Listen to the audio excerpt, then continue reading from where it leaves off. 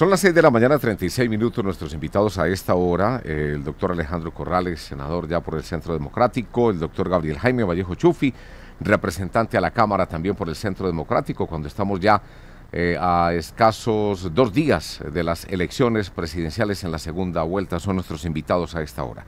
Doctor Alejandro Corrales, bienvenido, muy buenos días.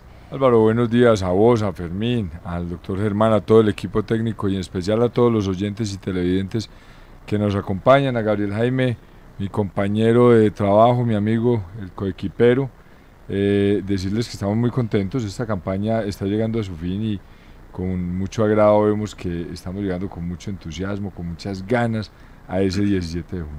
Doctor Gabriel Jaime Vallejo Chufi, bienvenido, buenos días. Álvaro, muy buenos días para usted, Fermín, Germán, igualmente los muchachos de la cabina, a todos nuestros oyentes y televidentes, a Alejandro, mi amigo y coequipero igualmente.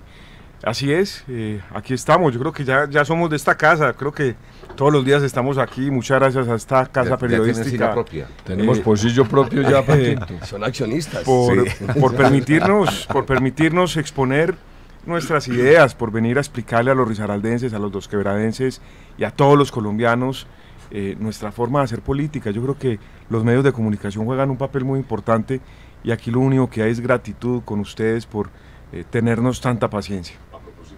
Y de tinto propio, doctor Corrales, ¿usted distingue su café?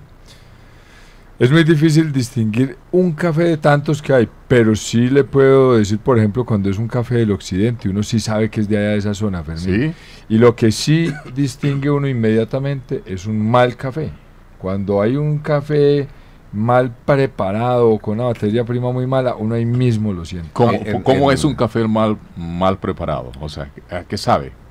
Cuando queda, por ejemplo, muy aguado, cuando la cantidad es muy poca, la concentración es muy poca, uno siente obviamente que está muy aguado. Cuando le echa una cantidad excesiva de azúcar, yo no le echo azúcar al café, pero usted también lo siente inmediatamente. Pero sobre todo es con la materia prima. Hay cafés de consumo nacional, de combate que uno se toma en el centro de cualquier ciudad, que cuando usted lo prueba sabe a vinagre. Inmediatamente usted reconoce eso, ya después de que ha hecho por ahí 2, 3 clasecitas de catación, usted lo siente. Además a mí me pasa algo con los cafés de mala calidad, inmediatamente el estómago se resiente, uno siente, eso es como si le pegaran una patada al estómago. Es decir, eso, mejor el whiskycito que el aguardiente. Hombre, ¿sabe que a mí me gusta más el aguardiente? Hombre, no, el aguardientico no le cambia por nada. Le pasa. Lo que pasa es que aguardientico, pero bien destilado. Es que hay un aguardiente, a eso me refiero, que hay uno bien brusco. O sea que el doctor Vallejo se queda con el aguardiente que nos describió esta semana acá, el de Santuario, o con el de su compañero Alejandro. Hombre, no, o con ambos. Yo digo que los cafés tienen una particularidad, Germán. El café es como los buenos vinos, cada uno tiene su personalidad. Sí. Este fin de semana estábamos en Apía y yo lo dije acá, nos tomamos un cold brew. Ese es un manjar. Y cuando uno va a Santuario y está allá donde Don Conrado, en la Plaza del Pueblo, y con Don Conrado le sirve a uno ese café con ese amor, ese café sabe delicioso, o el café de Alejandro, en fin, la experiencia del café, el sabor en la boca, un buen café es especial cada uno que uno se toma. Pero también está en la preparación, porque para mí un café maluco es el único, el que está aguado, es pura agua, que es muy clarito. Sí, influye muchas cosas, Fermín. El agua, por ejemplo, influye, el agua influye, obviamente el café de tomarse inmediatamente. A veces uno siente unos cafés recalentados de horas de preparación. Ese sí que le cae uno mal. Y depende de la ocasión. Mira, en Apía, en un sitio que se llama Café de mi Pueblo, con un calor que usted no se imagina, nos dieron café helado a todos. Eso es un espectáculo. El cold brew, el café helado, la malteada de café para un verano. No le gana ninguna gaseosa, no le gana nadie. Es la ocasión. En la mañana un café caliente cuando está dando frío. Es la ocasión. Para cada ocasión hay un café diferente. Faltan 49 horas, 19 minutos para que se abran las urnas, que nos permitirá a los colombianos elegir el nuevo presidente de Colombia entre Gustavo Petro y Iván Duque. ¿Cuál es la tarea de ustedes en estas 49 horas? Ya 18 minutos. Germán, lo que hemos venido haciendo desde prácticamente arrancamos nuestra campaña política el 7 de diciembre. Yo creo que no un solo día, Alejandro, que no hubiéramos hecho campaña en donde siempre hablábamos Yo particularmente en la campaña a la Cámara terminaba con esta frase en mis intervenciones, Germán. Uno, pedirles un favor y era que votaran por Alejandro Corrales, por el bien de Colombia, por el bien de los cafeteros, por el bien de nuestros agricultores. Segundo, pedía el favor de que nos acompañaran con Iván Duque en la consulta, porque era un hombre joven, porque es un hombre preparado, de carácter, porque tiene una visión del país que es muy distinta a la visión tradicional, y obviamente pidiendo que votaran por mí, y eso hemos hecho desde el 7 de diciembre hasta hoy, y así lo haremos hasta el sábado a las 12 de la noche, Germán. Senador Corrales, lo que habíamos hablado acá en días pasados, el llamamiento a los dirigentes, a los ediles, concejales, diputados, congresistas, a la dirigencia de partidos políticos que en la segunda vuelta adhirieron a la campaña de Iván Duque, ese trabajo cómo se ha desarrollado. Quiero ponerle un ejemplo. Anoche me reuní con el exgobernador Carlos Botero y la semana pasada lo vi muy escéptico, se quejaba de que no había sido llamado. Ya anoche me comentó que sí fue llamado, que se reunió con directivos del Centro Democrático, entre ellos con el doctor Eduardo Castrillón, y lo vi bastante animado para acompañar a Iván Duque este próximo domingo.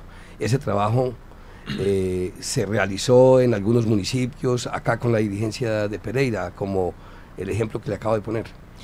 Bueno, lo primero es que no ha sido solamente él, sino muchas personas que estaban esperando la invitación formal, digámoslo así. Sí. Tuve la oportunidad de encontrarme en la socialización del plan vial de Pereira, el plan maestro de movilidad, con algunos dirigentes, y entonces unos de ellos me decían, ¿por qué no nos invitaron y no nos llegó la tarjeta de invitación al evento del doctor Duque? Le dije, porque que es su senador también, estaba en la 17 con octava, caminando y saludando gente con Duque, porque es que acá estamos trabajando, porque es que en teoría en Colombia decidieron ya a última hora llegar a trabajar en la campaña del doctor Duque. Acá no podemos llenarnos de formalismos, aquí hay que trabajar, acá nadie se le va a enviar una invitación formal, acá todos somos parte de un equipo que lo que está defendiendo no es un nombre, sino defendiendo la patria, defendiendo un modelo económico e ideológico. La invitación está hecha, le dije yo a ellos, acá todos son bienvenidos a trabajar, pero Germán, yo, con tan poquitas horas no está para ponernos a hacer reuniones de dirigentes, digámoslo así. Y usted le quiero contestar parte de la pregunta que le hizo a Gabriel Jaime, yo también quiero contestar. Hoy hay una tarea que la tenemos que hacer todos, desde el senador, el representante de la Cámara, hasta el voto más alejado de las regiones de Risaralda, y es invitar a que venzamos el abstencionismo. Es que saquemos a la gente a votar, es invitarlos, mire, salga, vote, ahí hay 2 candidatos, escoja la mejor hoja de vida, escoja el mejor programa, pero no vaya a dejar de votar, porque es la única forma de que le vamos a dar autoridad y legitimidad a estas elecciones. Lo que marcan las encuestas, la percepción, ¿ya ustedes se sienten seguros del triunfo? No, Fermín, yo creo que nada más peligroso que un triunfalismo en época electoral. Aquí lo único que hemos recibido es con humildad los resultados de la primera vuelta. Esos más de 7 millones de colombianos, pues obviamente lo único que tenemos es gratitud, lo recibimos con humildad, pero sobre todo con un compromiso inmenso de seguir trabajando por Colombia. El tema de las encuestas es simplemente una intención de voto, es una fotografía que toman las casas encuestadoras. Lo importante aquí es el mensaje que hemos querido enviar, una campaña de esperanza, de alegría, de decirle a los colombianos que el proyecto de Iván Duque es un proyecto incluyente, que hacemos parte de una nueva generación. Yo insisto en lo de la nueva generación de colombianos que queremos construir una nación distinta, una campaña de soluciones y no agresiones. ¿Quiere que le diga algo? Yo a veces reviso obviamente mi Facebook y mis redes sociales y me impresiona cómo los colombianos nos hemos vuelto agresivos en el tema político. Duele.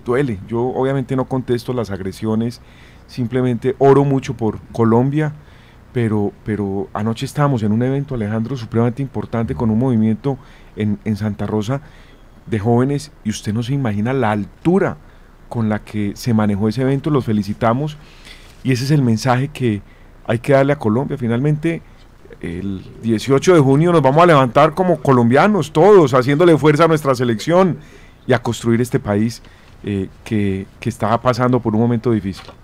Yo coincido con el tema de que nada más peligroso que confiarse por las encuestas, y el ejemplo de trabajar hasta el último minuto lo está dando Iván Duque. Anoche Ya llegamos tarde de Santa Rosa, bajamos muy tarde y nos pusimos a trabajar. En Nocturna RCN pasaron la entrevistaban a Iván Duque, terminó a las 12:30 de hoy, de la madrugada. Ese hombre está trabajando hasta esa hora y hoy a primera hora ya está otra vez en entrevista. Todos estábamos trabajando como si nos faltaran muchísimos votos, porque nada más peligroso que confiarse en la recta final. ¿Ya tienen previsto luego del lunes cómo van a hacer para descansar? ¿Qué van a hacer? Porque el trajín, esta contienda ha sido larga, primero la de ustedes, luego de la primera vuelta y ahora de la segunda vuelta, me imagino que están exhaustos. Fermín, mire, indudablemente el tema político genera un desgaste físico, pero hay un aliciente que es el que todos los días nos motiva a trabajar, y es uno por Colombia. Nosotros somos unos patriotas, nosotros amamos a este país, y yo creo que cuando uno trabaja por Colombia, por nuestros compatriotas, por nuestros ciudadanos, por estos habitantes de los municipios de Risaralda, que lo único que encuentra uno es gente buena, yo me levanto todos los días y oro y le doy gracias a Dios por estar vivo, y le pido que me dé la fortaleza para dar hasta la última capacidad de trabajo. Y obviamente el otro aliciente para mí es cuando me levanto y miro a mi hija, y siempre lo digo, vale la pena este sacrificio, que indudablemente no puedo negar que es difícil, pero uno por la patria lo hace todo. Y además que está muy recién, ¿no? Es cuando uno quiere. Es que Belén está recién nacida. Dos meses y medio. Es cuando uno quiere estar muñequeando casi. No es fácil, me ha dado duro, lo tengo que reconocer. A veces por la noche llego pero bueno, digo, vale la pena uno luchar por este país. El mejor descanso va a ser tener la satisfacción del deber cumplido, y yo creo que todos lo vamos a sentir.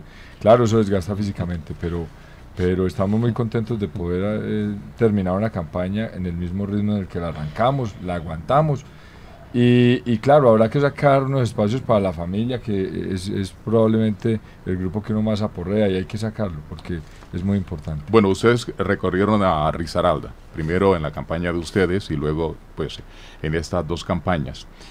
¿Cuál es el tema que ven, la problemática que ven de Risaralda, que ustedes estén pensando, bueno, ya congresista, en una eventual presidencia de Iván Duque, de su partido, vamos a trabajar por este asunto, por este tema específico?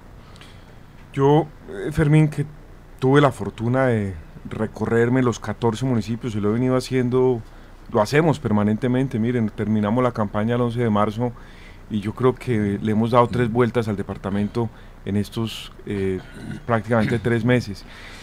Yo diría que hay muchas situaciones que hay que trabajar, indudablemente, pero yo quisiera mencionar 2. Uno, es cerrar la brecha que hay entre el sector rural y el sector urbano. Yo creo que ahí no podemos descansar un solo día en trabajar por estos municipios del occidente colombiano. ¿Cómo? No, mire, generando proyectos, trabajando en sacar adelante reformas importantes al país. Estamos hablando de un tema de flexibilización laboral para el sector rural, por ejemplo. Un proyecto tan importante como la plataforma logística del eje cafetero va a cambiar la historia del occidente del departamento y de este país. Y es un tema de generación de empleo. Quiero centralizar ahí, y es la generación de empleo formal, tanto en el sector urbano como en el sector rural. Y el otro gran tema fundamental en Risaralda, que yo creo que es uno de los lunares de este departamento, es el tema de salud. Risaralda tiene unos indicadores bastante preocupantes en infraestructura de salud, en cobertura de salud, que yo creo que no podemos dormir tranquilos hasta que podamos mejorar, o por lo menos ayudar a mejorar esos indicadores. Usted, senador. Empleo y salud, uno resume en eso, y el diagnóstico está muy bien hecho por parte de Gabriel Jaime. Y son temas que Iván Duque tiene claros y que se ha llevado de acá cada vez que viene a Risaralda, de boca nuestra. Pero eso se agrava con el centralismo que hemos tenido en Risaralda. Lastimosamente acá, cuando hay oportunidad de cerrar esa brecha de la que habla Gabriel Jaime, cuando hay oportunidad de mejorar algunas condiciones, no se piensa en esa Risaralda que hay del puente de la Virginia para allá.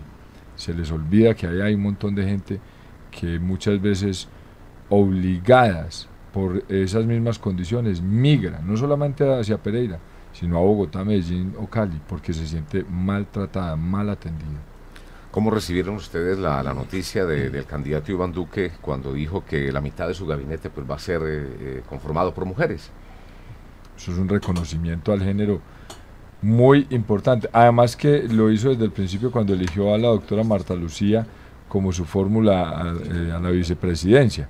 Escoger una dama, escoger una muy buena mujer, una representante del género que sabemos tiene toda la preparación, fue un reconocimiento a la mujer. Ahora decir que quiere que la mitad de su gabinete por lo menos sea conformado por mujeres es otro reconocimiento. Y un reconocimiento a que la mujer colombiana es muy capaz, muy organizada, muy inteligente, muy preparada. Este ya es un paso, y yo lo he dicho en varios escenarios. La vicepresidencia de la doctora Marta Lucía va a abrir una trocha, un camino para que Colombia empiece a mirar la posibilidad de tener una mujer en la presidencia. Ese reconocimiento lo recibimos además con mucho agrado, no fue de sorpresa, era lo mínimo que esperábamos y creo que las mujeres en Colombia le van a reconocer eso al doctor Iván Duque. ¿Cómo han visto las estadísticas? De pronto se supo de que los jóvenes estaban mucho con Fajardo. En el caso de Duque, ¿cómo han visto la participación en esta campaña de mujeres frente a los hombres? Álvaro, mire, el tema de los jóvenes, parte de lo que nos hemos encargado nosotros de hacer en estas últimas semanas, igual lo hemos hecho desde que arrancamos este tema de proselitismo político. Yo lo dije en mi campaña, una de las razones por las cuales tomé la decisión de hacer política es para mostrarle a esa juventud colombiana que se puede hacer política diferente. Anoche lo compartíamos con este colectivo ciudadano de jóvenes en Santa Rosa y yo creo que eso es lo que hemos querido mostrarle a los jóvenes con la campaña de Iván Duque, una campaña de alegría, una campaña de no agresiones, una campaña de esa nueva generación de colombianos que estamos diciendo, denos la oportunidad de manejar el país, de contribuir a una mejor Colombia. A los jóvenes hay que recordarles la historia del país y de Colombia. Les hemos dicho, mire, no se nos olvide que aquí hasta hace menos de 20 años Colombia estábamos secuestrados. Nosotros en Pereira no podíamos ir ni a Medellín. Cuando uno iba a Armenia, la guerrilla salía en el peaje del Roble. Nosotros estábamos teniendo un problema grave de seguridad y es parte de lo que hemos venido contándole a los jóvenes. Decirles que lo que aquí verdaderamente hay es una renovación de la política colombiana y el mejor ejemplo lo tenemos, uno, con Iván Duque. Recordemos que Iván Duque no había hecho política, viene a ser senador apenas hasta hace estos últimos 4 años. Y segundo, en el caso de Risaralda, con un senador y un representante que tampoco habían hecho política y que hoy estamos diciéndole a esos jóvenes que se puede hacer política decente, que se puede hacer política pensando en el país y que aquí lo que hay que es trabajar juntos por construir una mejor Colombia. Y en el caso de las mujeres igual, yo creo que la mujer hoy no tiene una oportunidad histórica que la está dando Iván Duque para demostrar la capacidad de la mujer colombiana. Yo creo que la mujer colombiana tiene unas cualidades inmensas, además de que son las mujeres más hermosas del mundo. Son mujeres que se han venido preparando, son mujeres de carácter. Ojalá este país fuera, Álvaro, realmente manejado y administrado por mujeres. El expresidente César Gaviria Trujillo pues ha anunciado que está liderando una gran coalición política en el Congreso de la República bajo el precepto Iván Duque, presidente de la República, y esto pues ha dicho que no es un capricho, sino que es prácticamente una instrucción que recibió del candidato Iván Duque en una conversación que tuvieron, y esa coalición pues llevaría a Álvaro Uribe a ser el presidente del Senado de la República, y así en los próximos 4 años se dividirían esas directivas entre los partidos que están apoyando al candidato Iván Duque. Pues hablemos y recordemos de que esa gran coalición estaría conformada por por el Centro Democrático, que tiene 19 senadores, 32 representantes a la Cámara, Cambio Radical, que tiene 16 senadores y 30 representantes, el Partido Conservador 15 senadores y 21 representantes, el Partido Liberal tiene 14 senadores y 35 representantes. partido de la U tiene 14 senadores y 25 representantes. Y el partido Mira tiene 3 senadores y 2 representantes. Es decir, esa gran coalición tendría 81 senadores de los 108 que van a conformar el Senado de la República, porque recordemos que son 102 más las 5 curules para las FARC, y el que pierda esta segunda vuelta pues entraría a ser senador por derecho propio. Eso nos da 108 senadores, es decir, habría una coalición del 75%. En la Cámara de Representantes, pues eso suma 145 representantes de 172, recordemos que eran 166, más las 5 curules para las FARC, y la curul para la fórmula vicepresidencial que pierda en la segunda vuelta. Eso equivale a un 84%. Yo quisiera conocer la opinión de ustedes dos, que ya se van a posicionar en la Cámara y en el Senado sobre esta gran coalición que se está conformando y que está en este momento liderando el expresidente César Gaviria. Representante Vallejo. Mire, Germán, yo he escuchado mucho al doctor Iván Duque hablar de un gran pacto por Colombia. El reto del nuevo Congreso de la República es enorme, no nos digamos mentiras. El Congreso de Colombia hoy en día es quizás la entidad más desprestigiada del país, después de las FARC. Y lo decía Iván Duque ayer en la entrevista en Caracol, cuando le preguntaban acerca de, digamos, de esos apoyos que ha recibido de los partidos, de los partidos que usted acaba de mencionar.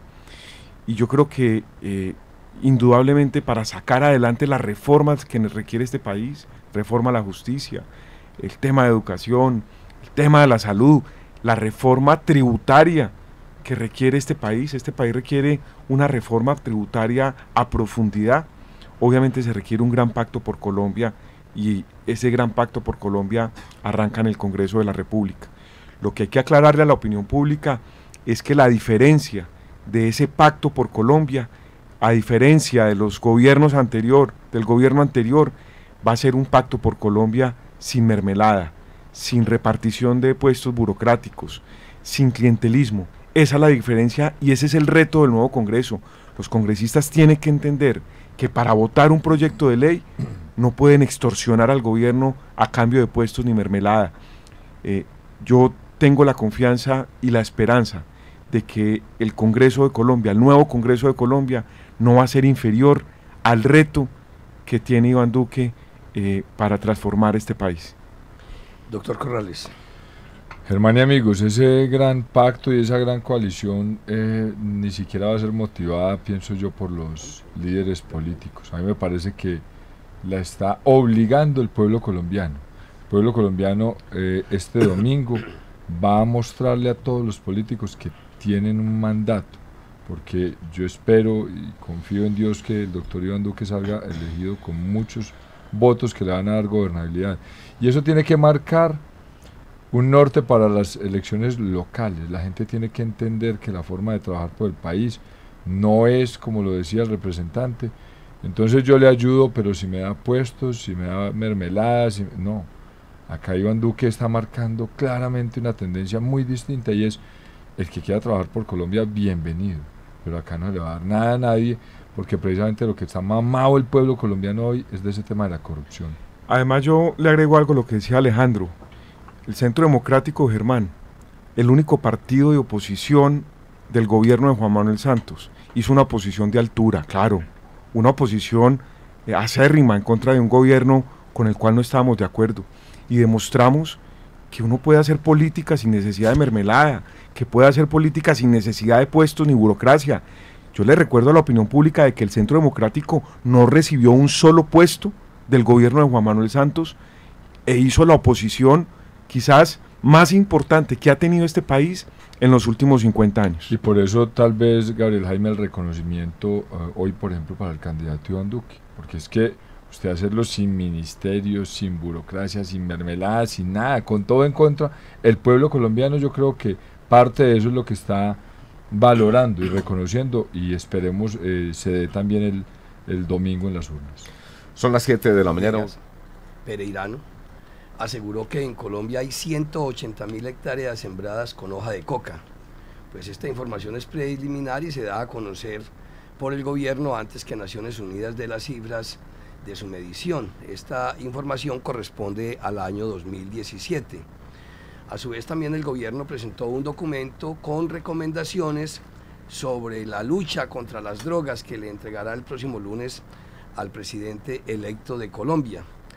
Las recomendaciones están enfocadas a que en el año 2023 Colombia reduzca por lo menos en un 50% la producción de hoja de coca, es decir, que lleguemos a 90.000 hectáreas. Estamos hablando de los próximos 4 años, cuando la meta debería ser una erradicación total, pero es lo que está pensando el actual gobierno, que termina su periodo precisamente este próximo 6 de agosto, porque ya el 7 será un día ya de posesión del nuevo presidente. Quisiera conocer del senador Alejandro Corrales y del representante Gabriel Jaime Vallejo, pues el concepto de por qué Colombia se dejó coger tanta ventaja en esto y qué van a hacer ustedes desde el Congreso para que esta meta de reducción pues no sea del 50%, sino que sea lo más posible, quizá eliminarla totalmente.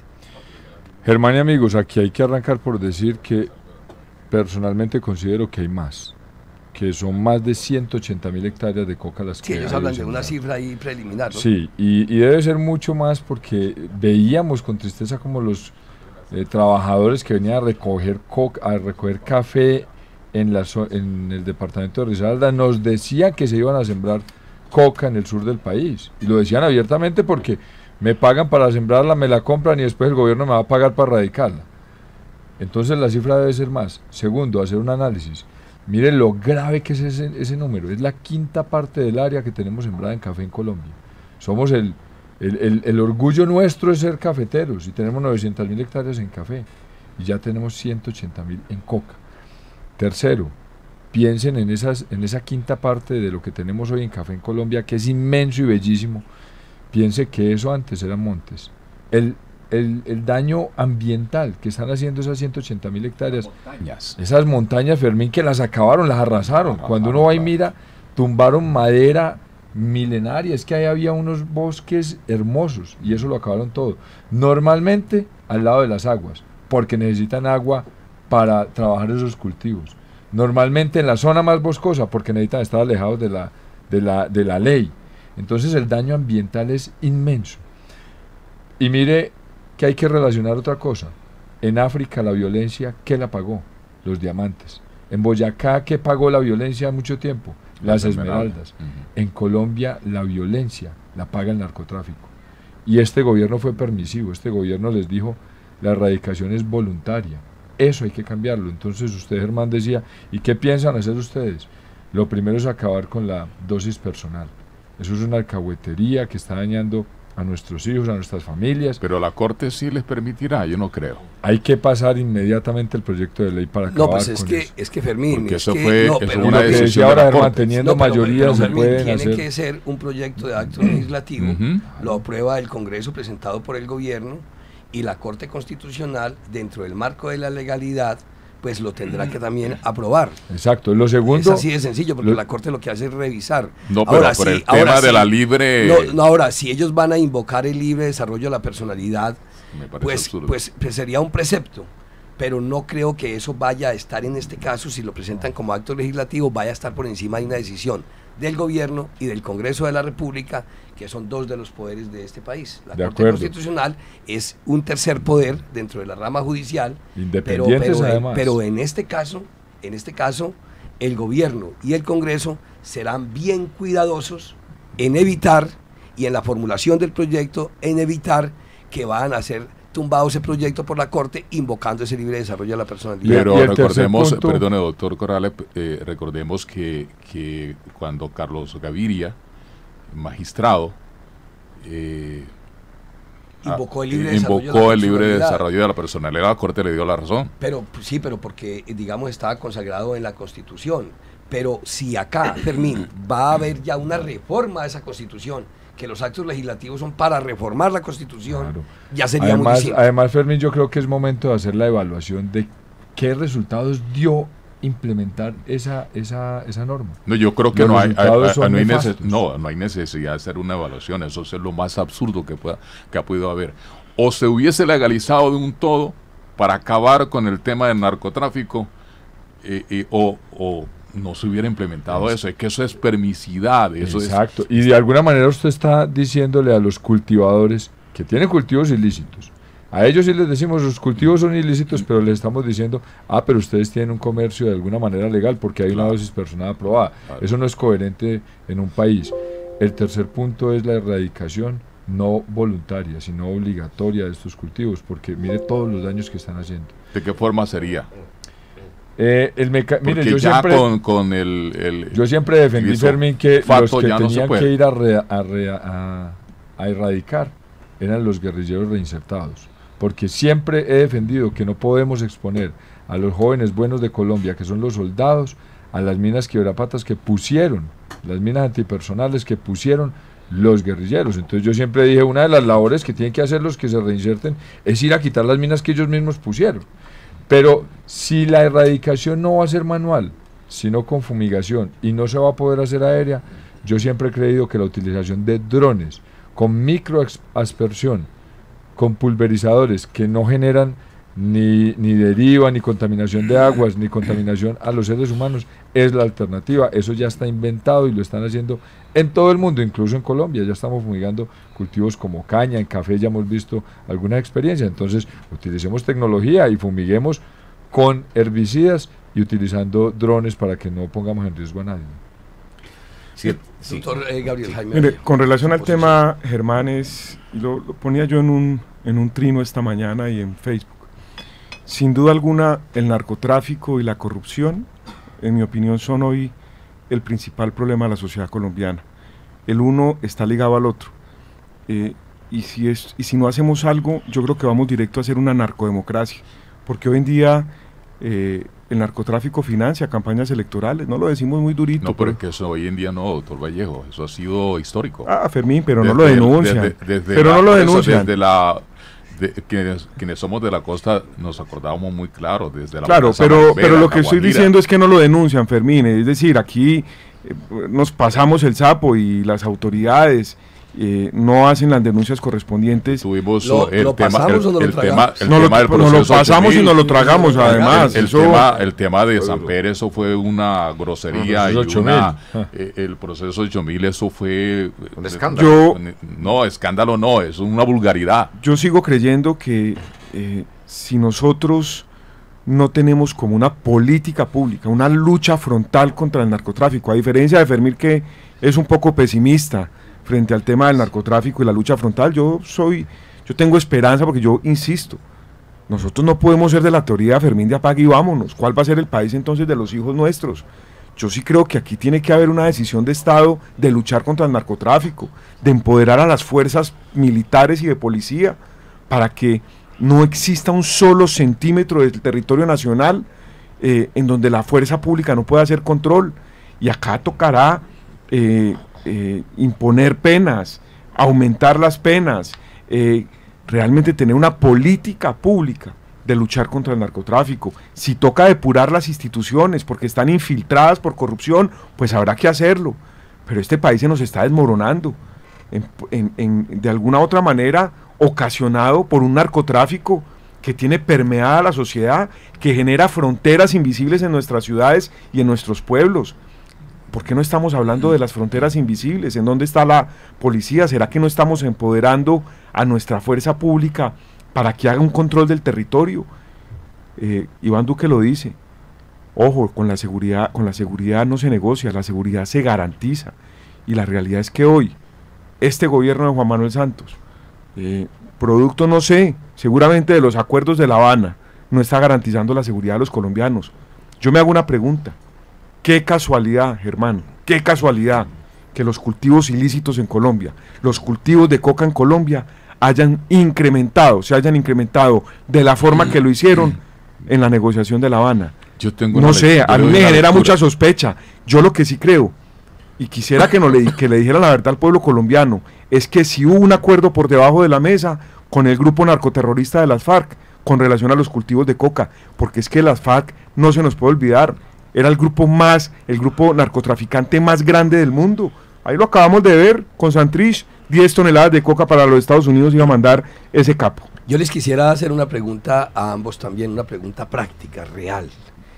Pues ha dicho el candidato Iván Duque que va a combatir el tema de la corrupción, la politiquería, que no va a haber mermelada en su gobierno. De hecho, pues no se conoce de acuerdos burocráticos que los pueda haber hecho con cualquiera uno de estos los partidos. Ustedes dos, como representante y senador del departamento de Risaralda, ¿cómo va a ser el mecanismo para jalonar recursos del alto gobierno, de su presidente Duque, para este departamento de Risaralda? ¿Cuál va a ser ese mecanismo? Mire, Germán, yo quiero decir algo que dijimos anoche hablando con los jóvenes muy al final de la reunión. Haremos todo lo necesario para traer los recursos y vamos a hacerlo como seguramente lo hacen muchos congresistas en Colombia. Pero en Colombia estamos mamados de escuchar que bajan recursos los congresistas en todo Colombia y que piden un porcentaje para ellos. O que ponen el contratista. Ponen ellos quién para que saque plata y se las dé a ellos.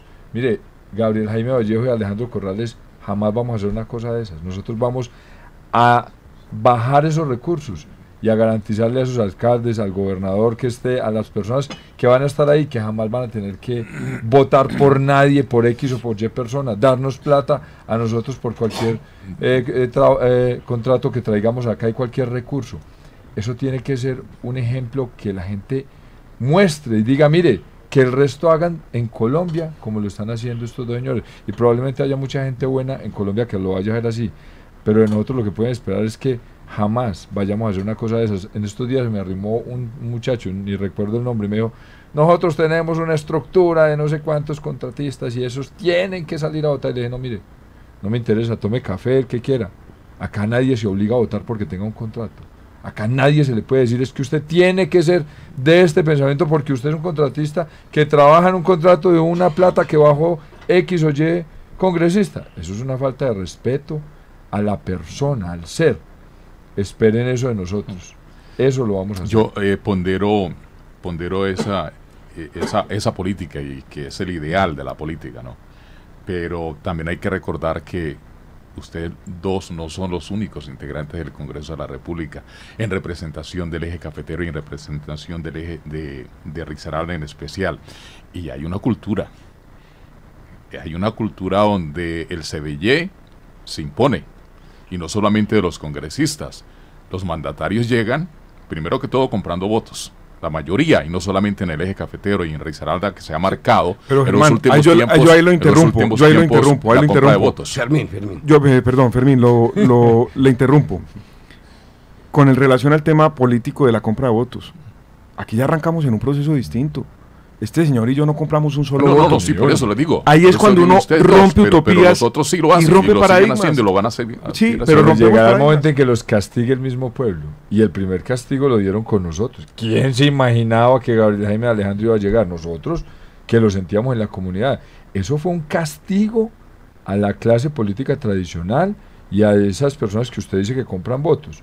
¿Cómo salimos electos nosotros sin haber dado un mercado, un bulto de cemento, una taja de zinc, sin comprarle un voto a nadie? Fue porque la gente dijo, hay que castigar a estos otros. Lo otro, y perdón Fermín, ahí también complemento lo siguiente, para contestarle la pregunta a Germán.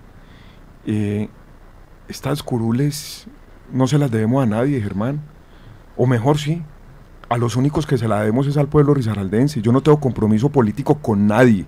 A nadie le debo esta curul se la debo. 1 a 24.000 risaraldenses que confiaron en mí y hoy a más de 1 millón de risaraldenses que esperan que nosotros hagamos una gestión.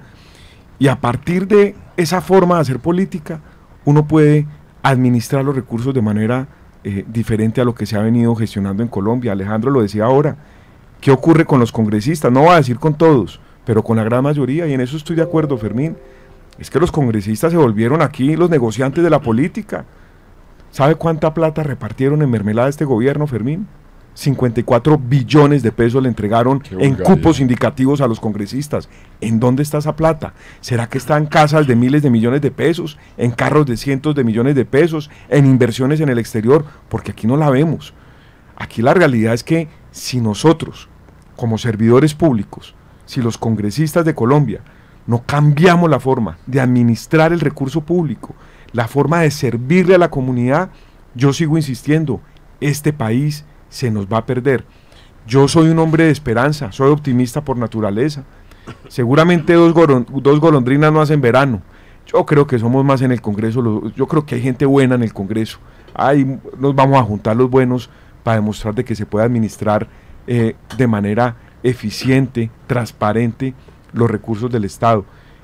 Vamos a irlo a hacer, por lo menos, insisto, para tener la conciencia tranquila de que se pueden hacer bien las cosas. Alejandro dice una frase: principios tienen las cosas. Ya arrancamos, y arrancamos con un acto importantísimo, que es cambiar la forma de hacer política. Ese fue un primer acto importante para demostrar, hablo de Risaralda, de que aquí se hizo una campaña política transparente, austera.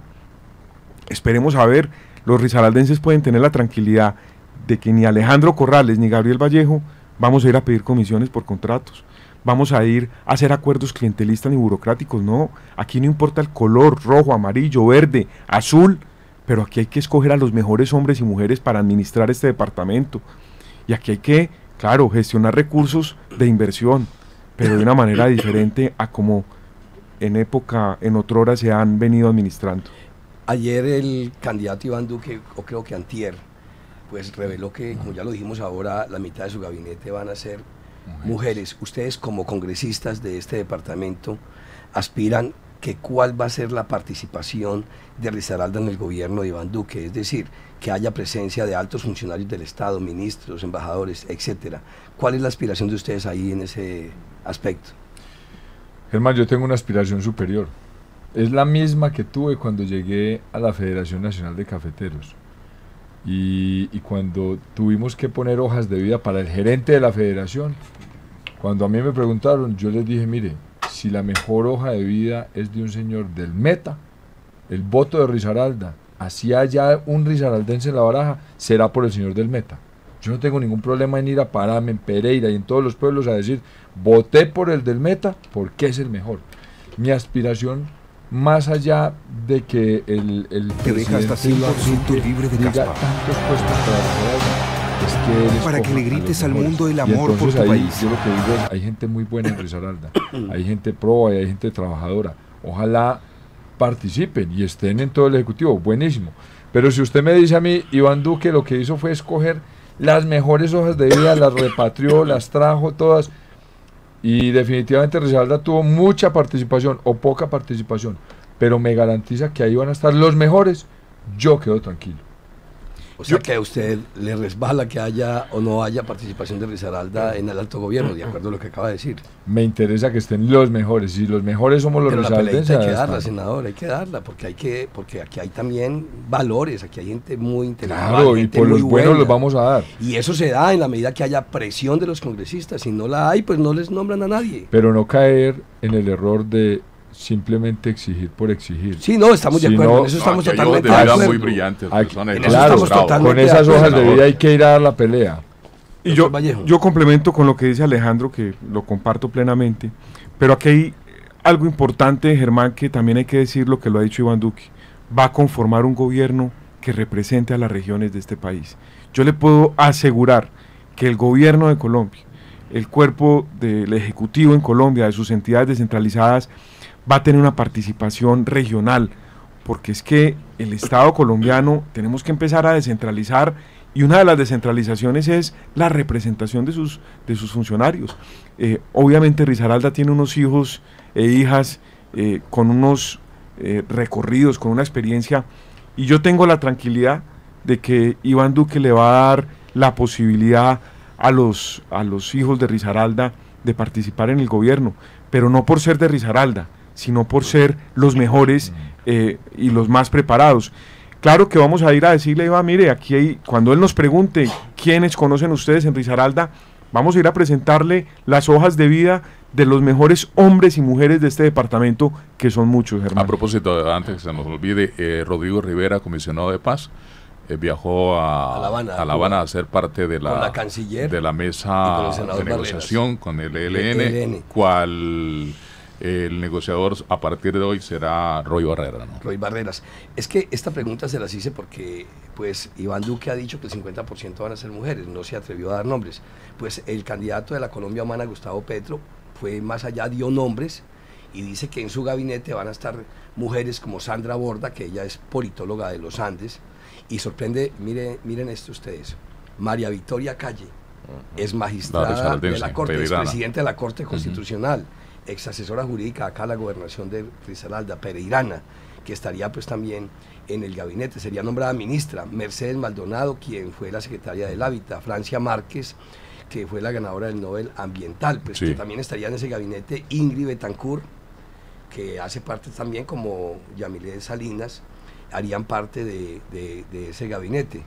O sea que en un eventual gobierno de Gustavo Petro, pues aquí estaría, aquí ya comenzó a designar el gabinete. Por eso mujer muy destacada, ¿no? Mujer, sí, sin duda alguna es una mujer que, entre otras cosas, creo que está siendo coherente, porque ella fue de las magistradas que votó en contra de la reelección del expresidente Uribe.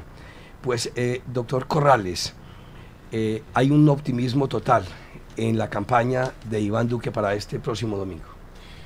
Hay mucho trabajo, hay optimismo, pero mesurado, porque hay un realismo y sabemos que tenemos que trabajar hasta el último minuto, y hay el esfuerzo de todo un gran equipo de hombres y mujeres que estamos trabajando día y noche sin parar, invitando a todo el mundo a acompañar a Iván Duque y a Marta Lucía este 17 de junio. Igual optimismo acompaña al representante Ballén. Totalmente, Germán, y más que optimismo, esperanza. Creo que tenemos la esperanza absolutamente intacta de que Colombia va a escoger la mejor propuesta, que es la de Iván Duque y Marta Lucía Ramírez, que es la propuesta que genera tranquilidad, que genera optimismo, que genera confianza. Yo hablo mucho de la palabra confianza, Germán, porque un país sin confianza, como lo tenemos hoy en día, un país donde hoy los colombianos no creemos en las instituciones, es un país que prácticamente se encuentra a un borde del abismo. Nosotros lo que venimos diciendo es que la propuesta que más confianza le genera al país, a los gremios de la producción, a la Sociedad de Agricultores de Colombia, a FENALCO, a todo el país, es la de Iván Duque y la de Marta Lucía Ramírez. Ese es el optimismo que tenemos nosotros, pero insisto, más que optimismo, tenemos esa esperanza de que a partir del 18 de junio este país empiece a recuperar ese rumbo que se perdió con el gobierno de Juan Manuel Santos. ¿Cuál es el papel que ustedes esperan que en una eventual presidencia de Duque cumpla Marta Lucía Ramírez? Papel fundamental. Es que la vicepresidencia... ¿Dónde la quieren ver? ¿Dónde debería estar? ¿Cuál sería ese rol? Mire, primero, Fermín, yo creo que ella va a garantizar que la participación de género, la participación de la mujer en el gobierno se dé. Y ella tiene que liderar que la mujer colombiana asuma el rol, porque no es solamente abrirle los espacios, sino motivarla realmente. Entonces yo la quiero ver a ella liderando la participación de la mujer colombiana en el gobierno, motivando a que esos liderazgos en las mujeres aparezcan realmente en las elecciones locales y nuevamente en las nacionales. Yo la quiero ver en ese papel. Tuve la fortuna de ser alumno de la doctora Marta Lucía Ramírez cuando estaba en la universidad estudiando Derecho. Fue mi profesora de Comercio Exterior. Es una mujer brillante, es una mujer de carácter, es una mujer que tiene altísima credibilidad, Fermín, en el sector empresarial colombiano. Los empresarios la adoran, por decirlo así.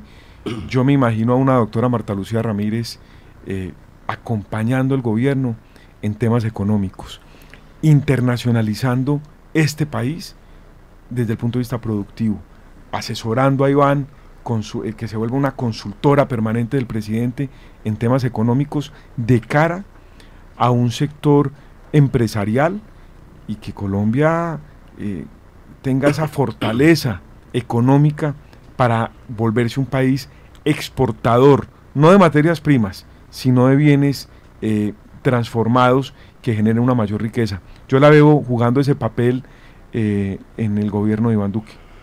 7 de la mañana, 31 minutos. Antes de ir a la pausa, doctor Germán, y sabemos que el voto es un secreto, pero usted siempre se ha atrevido a contarnos aquí por quién va a votar. Entonces yo quisiera preguntarle si nos va a decir en esta oportunidad por qué va a ser su voto ahora en la segunda vuelta. Siempre lo he hecho, y por qué no hacerlo.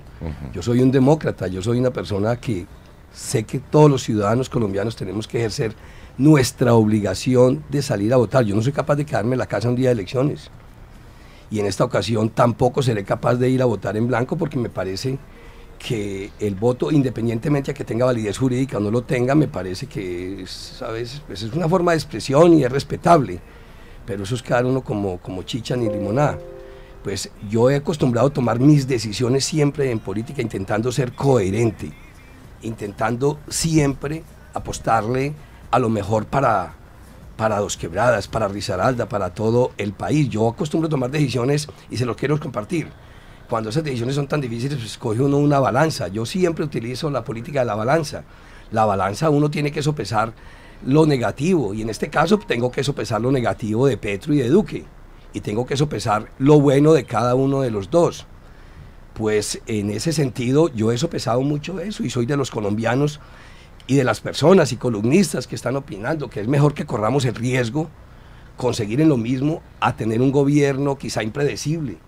Yo fui compañero de Gustavo Petro durante 12 años, sin duda un excelente congresista, con él compartimos muchos debates, muchas ponencias, muchos proyectos, pero lo conozco bien como congresista y lo conocimos también como gobernante. Yo ahí tengo unas grandes preocupaciones también, y por eso hablo de que puede ser un gobierno impredecible. Mi voto va a ser por Iván Duque, porque yo creo que a la gente hay que darle la oportunidad.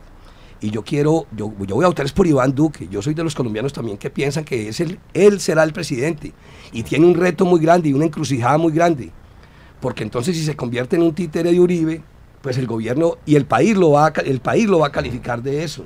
Si traiciona a Uribe, pues también el país lo va a calificar. Ya lo decíamos ayer, este país es bien complicado.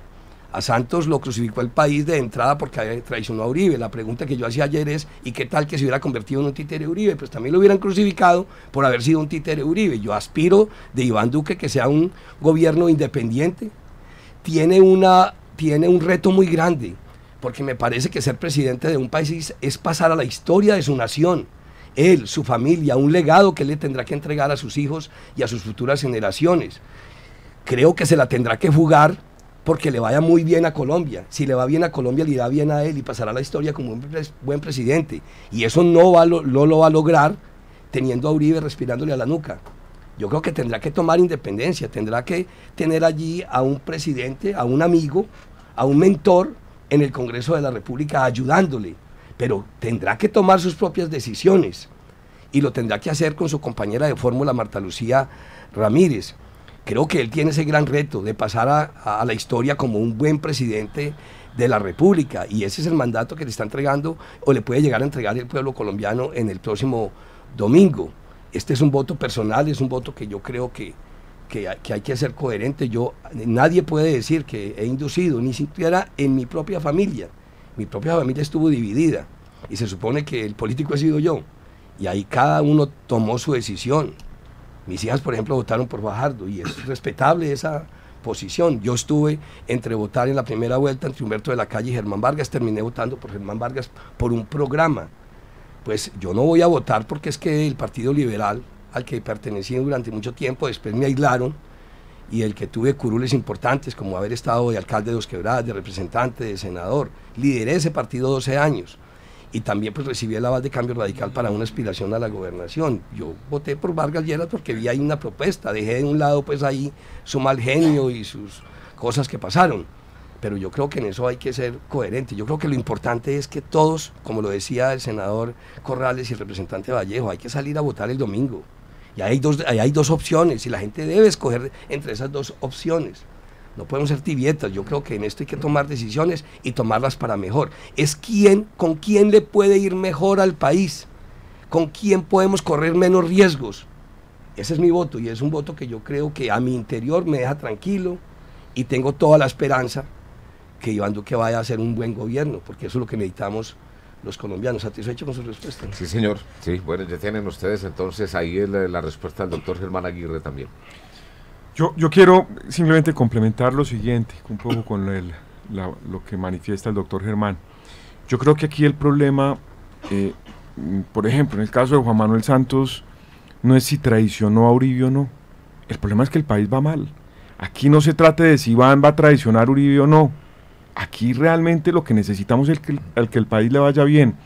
Y yo creo que es parte del mensaje que le tenemos que dar a los colombianos.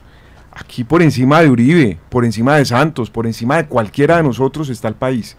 y lo que necesitamos es que este país le vaya bien.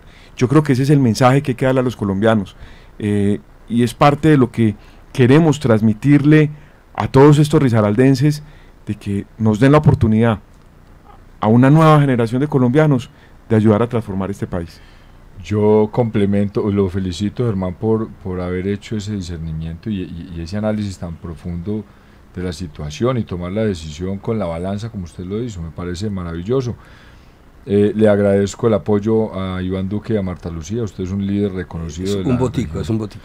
Es un voto de una persona que ha sido líder en las comunidades. Complemento una cosa, es que Santos no traicionó a una persona.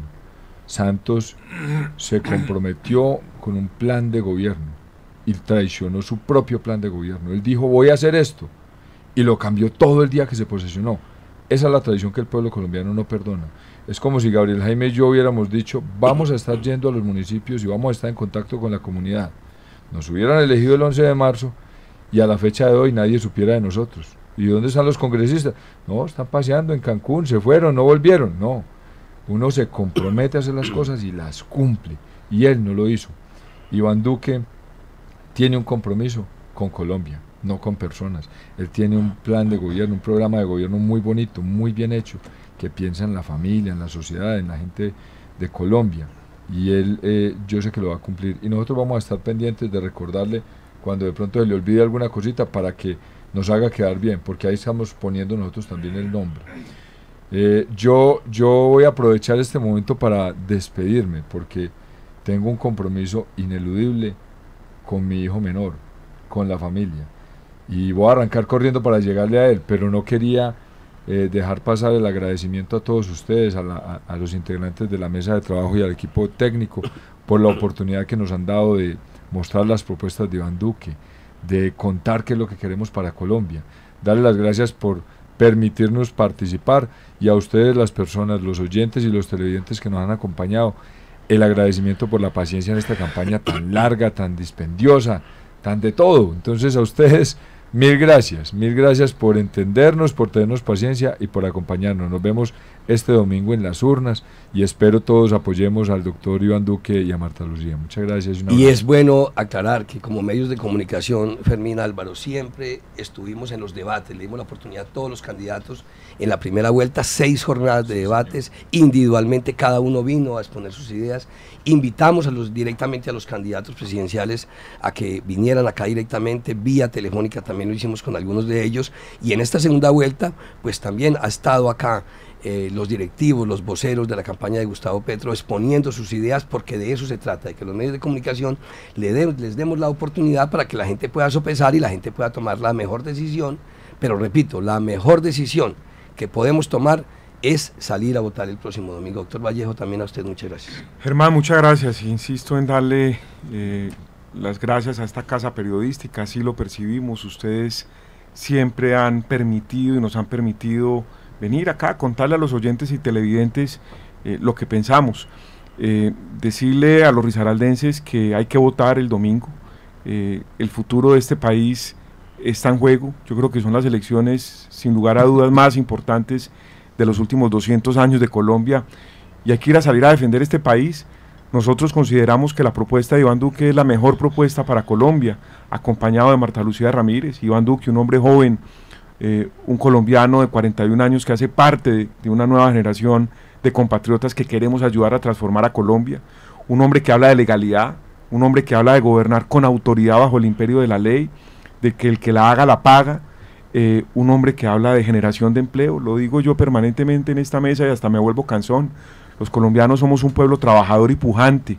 Nuestros ancestros nos enseñaron que las cosas se consiguen trabajando.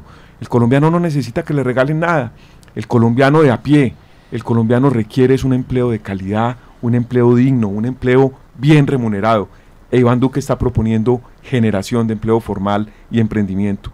Iván Duque es un hombre que habla de equidad social, porque es consciente de los problemas de educación, de salud de este país, de vivienda. Es un hombre que está proponiendo combatir esa inequidad tan grande que hay en Colombia. Y finalmente, Yo creo que la propuesta de Iván Duque es una propuesta de alegría, de esperanza, incluyente, donde quepamos todos los colombianos, sin promover odios de clases, sin quitarle al uno para darle al otro, porque con el futuro de nuestros hijos, con el futuro de sus hijos, con el futuro de mi hija, no se juega. Y por eso mi voto es por Iván Duque, porque el futuro es de todos, Germán. Muchas gracias. Antes que se me olvide, Germán, porque a mí se me olvidan las cosas, se ha dado el primer fallo en Colombia, pérdida de investidura por inasistencia a las sesiones del Congreso de la República. La caldense, no me acuerdo en ese nombre, y es una caldense, representante de la Cámara. Ayer se conoció el fallo ya definitivo. Sí, porque se ha dado el año pasado del partido de la U. Sí, exacto, pero ya, Cámara, sí, en segunda instancia era ya. casi que imposible. Es correcto, sí, ya 6 veces dejó de ir a las sesiones. Sido más, pero hay que aclarar, Fermín, de que eso no es que se deje asistir a sesiones. Usted puede dejar de asistir a las sesiones que quiera. Sino a las decisiones, a las votaciones. Donde se votan actos legislativos. Hay que hacer claridad de eso. Sí, señor, correcto. Tiene toda la Debería razón. ser las sesiones ordinarias. Y Sí, eso claro. sería modificación del reglamento. Pero ahí, en este caso, es porque dejó asistir a 6 votaciones donde hubo la presentación de actos legislativos.